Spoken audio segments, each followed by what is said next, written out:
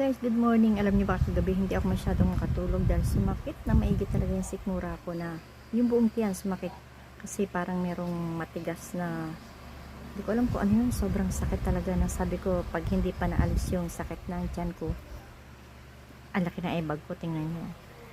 Pag hindi pa naalis yung sakit ng tiyan ko na yun, baka ma-hospital ako dahil hindi na rin ako makahinga, masakit na rin yung likod ko, buong tiyan ko dahil sobrang sakit, talagang namimilipit ako, halos buong magdamag.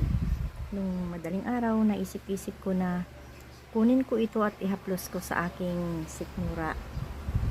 Alam nyo guys, hinaplos ko sa buong sikmura ko pati hanggang sa likod. Maya maya wala na yung sakit, ang ganda nito, nakasubukan ko. Tapos ng isang linggo yung nanay ko ay may pantal-pantal sa likod na buong likod niya ang kati-kati. Pinapakamot nga sa akin, tapos naghanap pa siya ng pangkamot sa likod. Pati yung pangkamot ko sa likod nabalik niya. Nung tingnan ko, sobrang namumula na, nagsusugat-sugat na.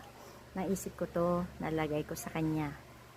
Alam mo, isang pahid lang, wala na yung pantal-pantal niya, yung nagsusugat-sugat niya sa likod. Natakot na rin ako kasi, di ba sabi, uso daw yung, may nauuso daw na mga, may sakit na, nauuso yung sakit na yung nagpapantal-pantal yung sabi, yung monkeypox, kanya. Ito nilagay ko, ayan, gumaling. Ito lang. Hindi ko sabihin ko ano to, dahil hindi ko rin mabasa. Hindi ko rin makita. Nakikita ko lang to pag yung nagsasalamin ako, wala akong suot na salamin. Tapos isa pa, ng isang umaga, sabay na sabay kami nung nag-uulan. Ito pala yung salamin ko. Nung nag-uulan, di malamig, di ba?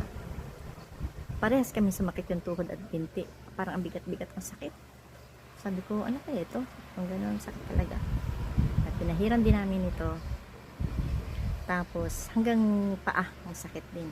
Pinahirap namin to, yun natanggal. Kaya maganda talaga to. Kaya kung gusto niyo mag-order, gusto niyo ba nito, sabihin niyo lang sa akin, PM niyo ako. Maganda talaga to, sure.